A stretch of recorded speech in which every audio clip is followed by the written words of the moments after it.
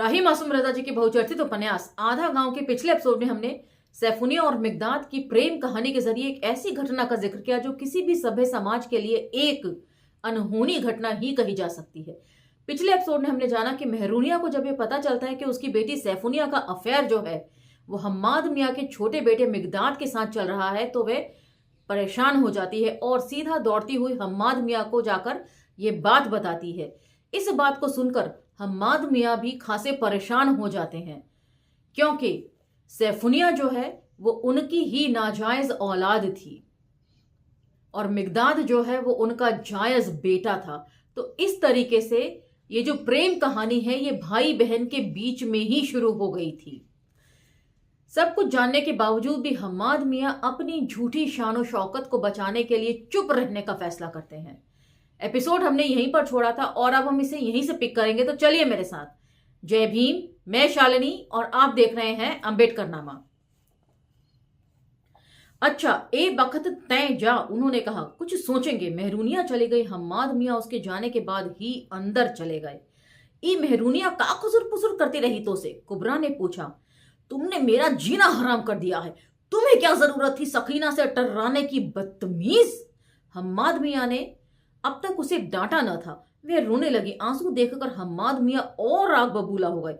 अगर मैं शरीफ बाप का बेटा ना होता तो इस वक्त मैं तुम्हारी ऐसी कुंदी करता कि तुम जिंदगी भर याद रखती। हम्माद मियाँ फर फर उर्दू बोले जा रहे थे। तू सठिया गए हो का? नईमा भी ने हम्माद को डांटा। अब तू बीवी को मारी हो? हम्माद मियाँ का जी तो चाहत कि बुढ़िया जुलाहिन का गला घोंट दें, जिसने उनकी मां बनकर उन्हें गंगौली में आंख उठाकर जीने का हक नहीं दिया, लेकिन मां पर हाथ उठाने का दस्तूर नहीं था।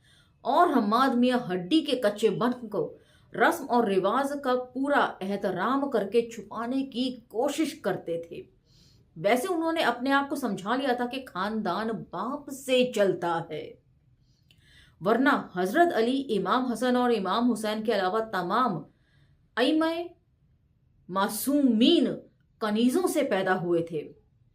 मगर उन्हें यह भी मालूम था कि कनीजों और जुलाहिनों में फर्क होता है। तो यहां पर अइम्मा मासूमीन को जो है नीचे फुटनोट में दिया हुआ है, वो मैं आपके लिए पढ़ देती हूं। शिया धर्म में मानता है कि रसूल के बाद 12 इमाम हुए और ये इमाम मासूम थे, अर्थात पाप कर ही नहीं सकते थे। इसलिए वह हमेशा इसका ख्याल रखता था कि उसकी कोई ऐसी बात ना हो जाए कि हम लोग कह दें कि खून बोल रहा है। मतलब हम्माद मियाँ पूरी कोशिश किया करते थे कि लोगों को कुछ कहने का मौका ना दे कि देखो इसके खून में ही खोट है। इसलिए वे खून का घूंट पीकर चुप रह गए। उसी वक्त फिरोजा दही की कटहरी लेकर बावर्ची खाने से निकली। पांचे में पांव फंसा वे गिर पड़ी। कटहरी टूट गई, दही बिखर गया। हम्माद मियाँ को मौका मिल गया। उन्होंने फिरोजा को पीटना शुरू कर दिया। नईमा भी जो उसे छुड़ाने लपकी तो हम्माद मियाँ ने उन्हें गुस्से में झटक दिया। वह गिर पड़ी, पलंग की चूल से टकराई, माथा लहूलुहान हो गया। उम्मे हबीबा, सुगरा, नजमा और अजरा ने लपक कर दादी को संभाला। हम्माद मियाँ टहल टहल कर रोती हुई फिरोजा को छोड़कर बाहर चले गए। तो कह सकते हैं सीन खासा फिल्मी है। नईमा भी जख्म धुलवाती जा रही थी, पट्टी बनवाती जा रही थी और अपने आप को कोसती जा रही थी। हे मौला, अब और का देखे को है, उठा लियो मौला, उठा लियो हमें। मिकदाद जब बैलों को चारा लगाकर आया तो उसने नईमा भी को इस आलम में पाया। वह अपनी दादी को बहुत चाहता था, शायद सैफुनिया से भी ज्यादा। उसकी आंखों में खून उतर आया और कई दिन तक उसका गुस्सा शांत नहीं हुआ। हम्माद मियाँ को देखते ही उसकी त्योरियां चढ़ जाती। एक दिन उन्होंने उसे टोक दिया, जाइए आप अब्बा हैं, अब आपको हम का कहें, नहीं तक काम तो आप ऐसा कहन रहा कि उसने अपना जुमला पूरा नहीं किया। बदतमीज, नालायक, मुझसे जबान चलाता है। लीजिए देख रही हो दद्दा, ईता अपनी अम्मा से हाथ पैर चलाए और हम जबानियों से गए। दूर हो जाओ मेरी नजरों से, दूर तो हम तुरंत हो जाएं। बाकी बैलन को चारा कौन डली है, भैसियन कौन दुही है, खेतवा कौन अंगोरी है, हुक्म तो चला दिहिन, दन से के दूर हो जाओ। बराबर के बेटे से जबान चलाने का नतीजा देख लिहिन। नईमा बी ने पूछा। मिकदाद बड़बड़ाता हुआ बाहर चला गया। जब बाहर भी जी नहीं लगा तो वह बड़े फाटक में चला गया। मगर वहां क्या था, वहां तो बस 10 दिन की रौनक हुआ करती थी और मुहर्रम में अभी देर थी। आंगन वही था, 3 दरा वही था, कमरे वही थे, शहनशीन वही था, मगर जिंदगी के आसार नहीं थे। ताजियों की 24 फ्रेम गुसलखानों के दीवारों पर लगे हुए धूप खा रहे थे और फरहरे का बांस निगस्तों में फंसा कर रखा हुआ था। वे वहां से भी निकल आया। उसे यह नहीं मालूम था कि 15-16 दिन से जो सैफुनिया नहीं आई तो वह उसी की जुदाई में तड़प रहा है। उसे तो बस यह महसूस हो रहा था कि जैसे बैल अजनबी हो गए हों और भैंसें दुहवाने में ज्यादा शरारत करने लगी हैं। मगर इस शाम जो वह भैंसें धोने और बैलों को चारा लगाने गया तो सैफुनिया आई और उसने ऐसा महसूस किया कि जिंदगी फिर मानुस मानुस से लगने लगी है। मगर सैफुनिया के हाथ में दूध का बर्तन नहीं था। फिर वह हमेशा की तरह उसके पास आकर बैठ गई। दूध ना लेवे का? मिकदाद ने पूछा। ना। काहे? माई मना की हिस। वो कहत रही कि हमें तू से ना मिले को। काहे ना मिले को? और ओको ई बताइस कौन? ना जाने कौन बताइस, बाकी ओको मालूम होगा वा। तब? अरे तब का जितना हमें मारी है हम लोग उसे ढेर का करी हैं। मतलब मारने पीटने से ज्यादा वे और कर ही क्या सकते हैं? बहुत मारिस रहा। हाँ, हम उस सोले रहमनवा को हड्डी पसली तोड़ देंगे। वह उसे लेकर पुआल के ढेर की तरफ चला गया। दोनों हमेशा की तरह लेट गए। उन दोनों को यह नहीं मालूम था कि इश्क का दस्तूर क्या है। उन्हें यह भी नहीं मालूम था कि मोहब्बत करने वाले बात नहीं किया करते हैं। उन्हें तो सिर्फ इतना मालूम था कि उनका रिश्ता बदन से ज्यादा मजबूत है। तैं गाजीपुर चल, हम तो को सलीमा दिखलाएं। सलीमा? सलीमा का? इता हम को ना मालूम। बाकी सुना है कि तस्वीरिया सब टाए टाए बोलत ही है। नहीं, सैफुनिया ने मानने से इनकार कर दिया। लो, तस्वीर कैसे बुली है? अल्लाह कसम रे, हमें भैया बतलाइन रहा ता हम ना मान रहे। बाकी मामू कहत रहे कि खुद गाजीपुर में दूठू सलीमा खुल गवा है। ता हमें ले चल दिखला दियो। ता हम और का कह रहे, तू हो बिल्कुल पगली है का? वे दोनों अपने सपनों की नरम धरती में धंसते ही चले गए। हम्माद मियां आए तो उन्होंने भी उनकी बातचीत का एक हिस्सा सुन लिया। कुछ हो गवा तब? कुछ ना हुई है। तुम्हें कैसे मालूम? भैया, शंभू भैया के बता रहे थे कि एक ठो झिल्ली चल गई। हम उसको बक्स में एक ठो निकाल लिया, कल ली आवेंगे। बाकी आज? अरे जब आज तक कुछ ना भवा तो आज कैसे हो जे है? मिकदाद की इस दलील ने सैफुनिया को लाजवाब कर दिया। बाकी तुम हमें सलीमा दिखाए लियो। हम्माद मियां ने कुछ और सुनना मुनासिब न जाना, वह लौट आए। यानी बात हद से बढ़ चुकी थी और अब चुप रह जाने के सिवाय कोई चारा नहीं था। लेकिन उन्होंने ये फैसला जरूर कर लिया था कि मिकदाद की शादी कर देनी चाहिए और सैफुनिया को गंगौली से निकाल देना चाहिए। तो पिछली एपिसोड में हमने जाना कि हम्माद मियां को ये तो मतलब पता ही चल गया था कि दोनों के बीच में अफेयर है, लेकिन दोनों के बीच में शारीरिक संबंध भी बन चुके हैं, ये उन्हें अब पता चल रहा था और बात इतनी ज्यादा आगे बढ़ गई थी। सैफुनिया को निकालने की एक ही सूरत थी कि उसका ब्याह कर दिया जाए, मगर पहले मिकदाद के ब्याह की फिक्र करनी चाहिए। इसलिए उस रात उन्होंने कुबरा से मिकदाद की शादी की बात छेड़ी। कुबरा को बड़ा ताज्जुब हुआ, बोली मिकदाद के ब्याह की कौन जल्दी है? ताड़ ऐसी उम्मे हबीबा बैठी है, उसके ब्याह की तुमको फिक्र नहीं है? सुरगो माशाअल्लाह से 16वें में गई, आजरा 15वें में गई, नजब्बो 2 बरस में ब्याह के काबिल हो जे हैं, 3-3 ठो पहाड़ धरे हैं घर में, उना ना टाली जाए, बाकी मिकदाद का ब्याह जरूरी हो जाए। अरे तो क्या लड़का पैदा करूं? हम्माद मियां ने कहा, या किसी धुने जुलाहे से ब्याह कर दूं अपनी लड़कियों का? कभी कभी तुम बेवकूफी भरी बातें करने लगती हो। बाकी 3 जवान जवान लड़कियन के घर में लड़के का ब्याह हुई है तो लोग का कहन है, और मिकदाद के ब्याह का कौनो तुको ना है। क्यों? अब्बास ना बैठे हैं? वह तो इश्क कर रहा है। एक तो इश्क विश्क करना शरीफों का काम नहीं, फिर वह लड़की सुन्नी है। क्या सुन्नी बहू ब्याह लाऊं? मुहर्रम में चूड़ियां बजाती फिरेगी तो कैसा लगेगा? लेकिन इस वक्त में मिकदाद की शादी की बात कर रहा हूं। कौन जल्दी है आखिर? अब मैं तुम्हें क्या बताऊं, मेरे ख्याल में तुम्हारे भाई से अदल बदल कर लिया जाए। अगर वे अपने बेटे से उम्मे हबीबा का रिश्ता कर लें तो उनकी बेटी से मिकदाद का ब्याह कर दिया जाए। लड़का माशाअल्लाह से अच्छा है, बीए तक पढ़ा है, लखनऊ में अच्छी नौकरी पर भी है। बाकी लड़कियां तो कोनो काम की न है। कुबरा बोली, एक तो काली है, फिर बहुत मोटी है, मैं ओ को बहू ना बने हूं।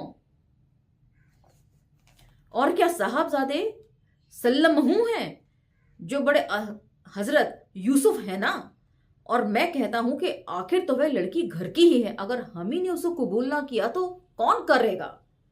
ये सब ठीक है, बाकी मैं तुमसे राय नहीं मांग रहा हूं, कल अपने भाई साहब को खत लिखवा दो। कुबरा बहस करना चाहती थी, मगर हम्माद मियां करवट बदलकर लेट गए और कुबरा मन महसूस कर रह गई।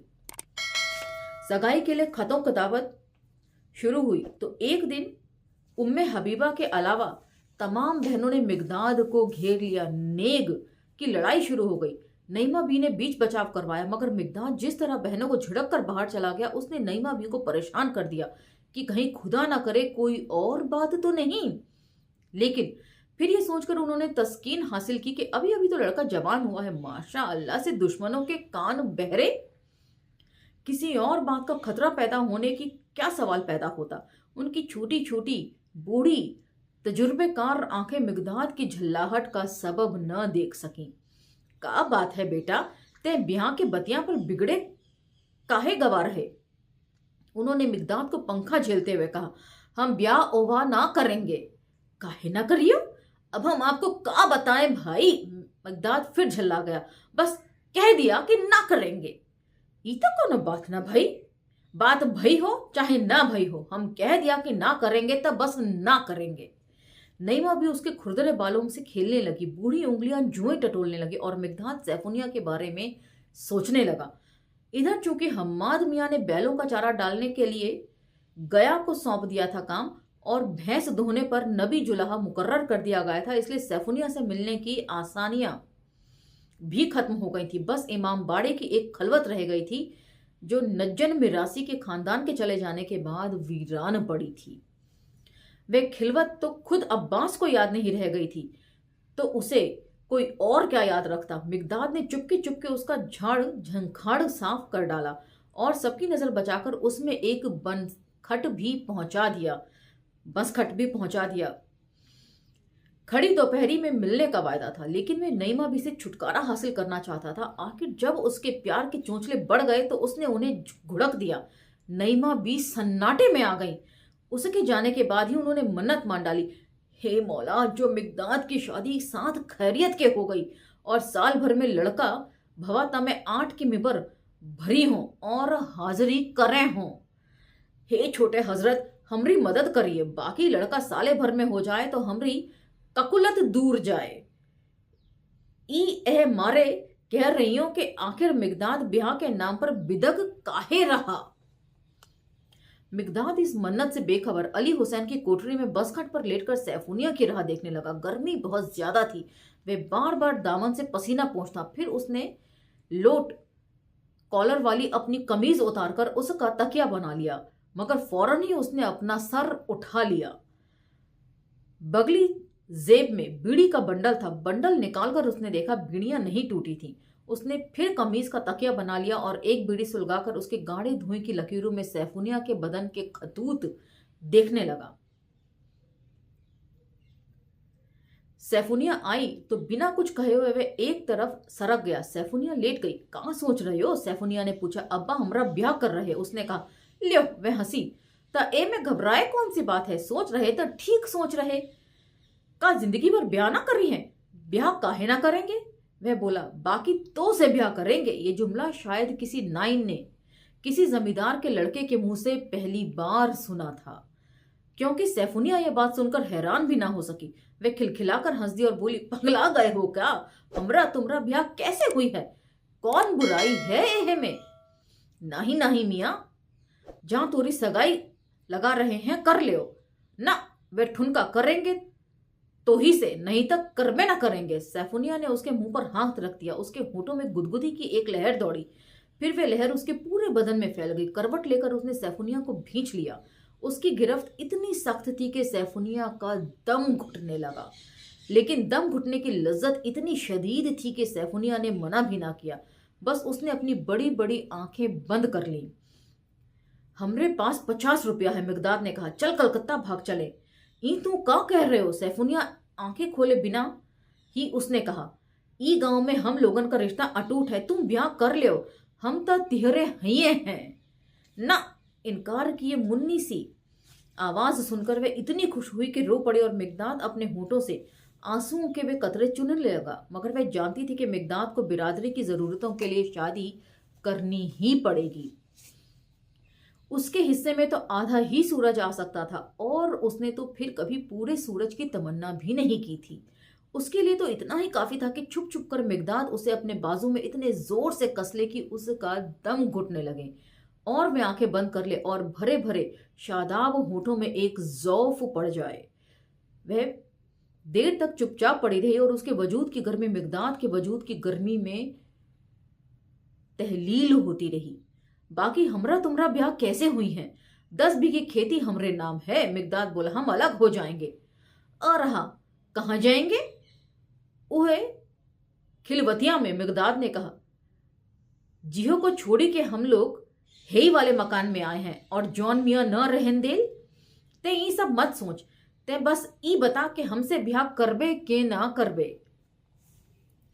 इहे तो मुश्किल है, इहो ना कह सकत कि ना करबे, एहो ना कह सकत कि करबे। ई का बात भई, डर लगेला हमें, ब्याह से ना ही, अब्बा से ना ही, फिर कैसे हमसे? इस बार वह नहीं बोली, उसने हाँ में अपनी गर्दन हिलाई। मिगदाद उसे घर में डाल लेना चाहता तो वह डरती, लेकिन मिगदाद तो एक अनहोनी बात कर रहा था, इसलिए वह डर रही थी, बहुत डर रही थी। उसे यह नहीं पता था कि अनजाने में एक अनहोनी बात तो हो ही चुकी थी। भाई बहन होते हुए भी उनके बीच में एक रिलेशन बन चुका था, फिजिकल रिलेशन। तय हमहू से डर रही? हाँ, का तय यही सोच रही कि हम तो को छोड़ देंगे? नहीं, ई बात नहीं है, बाकी हम तोहे कैसे बताएं? मिगदाद ने अपनी बाहें अलग कर ली। सैफुनिया ने आंखें खोल दी। मिगदाद रूठा रूठा सा लग रहा था। सैफुनिया ने उसके कसे बदन की तरफ देखा जिस पर पसीने का लिबास था। रूठ गयो तुम? रूठे से फायदा, मिगदाद ने कहा। जब तय ई तय कर लियो कि हमरे साथ ब्याह न करबे त हम का कर सकत हैं? हम बुरबके हैं। ई बात ना है, फिर का बात है? तुम ब्याह कर लियो ना?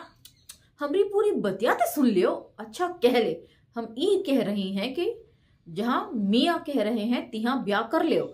फिर हमहू से दो बोल पढ़वा ली हो, जैसे तोरे दादा तोरी दादी से पढ़वा लिहिन रहा ना। मिगदाद ने कहा, हम इक्को ठो ब्याह करेंगे, नहीं तो करबे ना करेंगे। मामू की ऊ भसड़ लड़किया के वास्ते हम ही रह गए हैं। तका खाली यही मारे तो ब्याह ना कर रहे हो कि वो बदसूरत है? सैफुनिया को ख्वाबों का तिलस्म टूटता नजर आने लगा।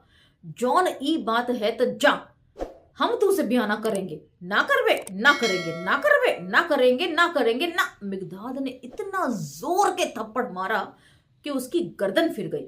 इस थप्पड़ ने कई दीवारें गिरा दी। वह मिगदाद से लिपट गई और बच्चों की तरह रोने लगी और उसके आंसू मिगदाद के बदन के पसीने में मिलने लगे। करेंगे रे, तो से ना करेंगे तो और कैसे करेंगे?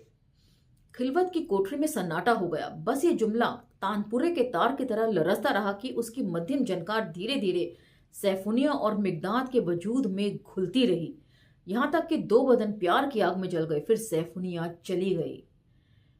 उसने पहले दरवाजा खोला, इधर उधर देखा। गली में एक आवारा कुत्ते के सिवाय और कोई नहीं था। वे झमक से गली के सन्नाटे के गहरे पानी में कूद पड़ी। कुत्ते ने उसे देखा, फिर वे जनाने इमाम बाड़े के बड़े फाटक को सूंघने लगा। मगर मिगदाद सैफुनिया के जाने के बाद भी देर तक लेटा रहा और सड़ी हुई आग की गर्मी में पिघलता रहा। उसे यह नहीं मालूम था कि सैफुनिया से शादी करना आसान नहीं है। सैफुनिया के बदन की मिठास से मिगदाद का सारा बदन जैसे चिपचिपा रहा था और वह मिठास उसकी रगों में भी रिस आई थी। वह अंगड़ाई लेकर उठा। कमीज से चेहरे का पसीना पोंछने के बाद उसने उसे पहन लिया। फिर वह मुस्कुरा दिया।